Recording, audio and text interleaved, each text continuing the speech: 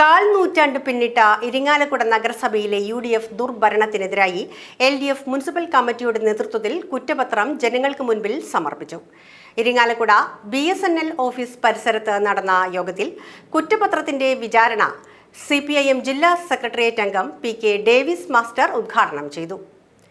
LDF municipal committee secretary KS Prasad അധ്യക്ഷത വഹിച്ച യോഗത്തിൽ CPIM ജില്ലാ കമ്മിറ്റി അംഗങ്ങളായ ഉല്ലാസ് കളക്കാട്, അഡ്വക്കേറ്റ് KR വിജയ, CPIM area secretary VA Manoj Kumar, CPI മണ്ഡലം assistant secretary advocate PJ Joby, TK Varghese master, Raju Palathingal, AT Varghese, doctor KP George എന്നിവർ പ്രസംഗിച്ചു.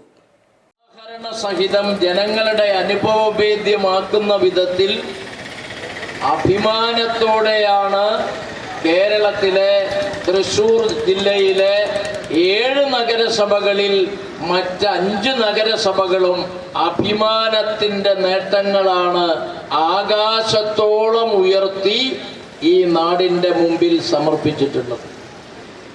നഗരസഭയിൽ വോട്ടെടുപ്പ് നടത്തി കൗൺസിലർമാരെ ഉണ്ടാക്കി ആ കൗൺസിലർമാരിൽ നിന്നൊരു ചെയർപേഴ്സണെ തിരഞ്ഞെടുത്ത് 5 കൊല്ലം നിങ്ങൾ ഭരിച്ചോ എന്ന് പറയല്ലോ കേരള ഗവൺമെന്റ് ചെയ്തത്.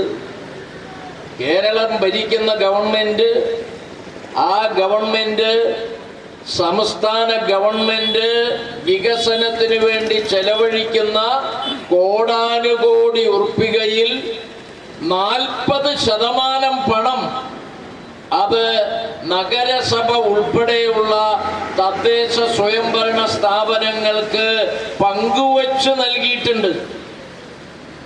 ഇവിടെ ഇരിഞ്ഞാലക്കുട നഗരസഭ ഭരിക്കുന്നത് UDF ആണ് എന്നതുകൊണ്ട് ഇരിഞ്ഞാലക്കുട നഗരസഭയ്ക്ക് ജനങ്ങളുടെ തലയെണ്ണി 1 നയാ പൈസയെങ്കിലും കുറച്ച് ഏതെങ്കിലും രാഷ്ട്രീയ വിവേചനത്തിന്റെ പേരിൽ ഇരിഞ്ഞാലക്കുട നഗരസഭയ്ക്ക്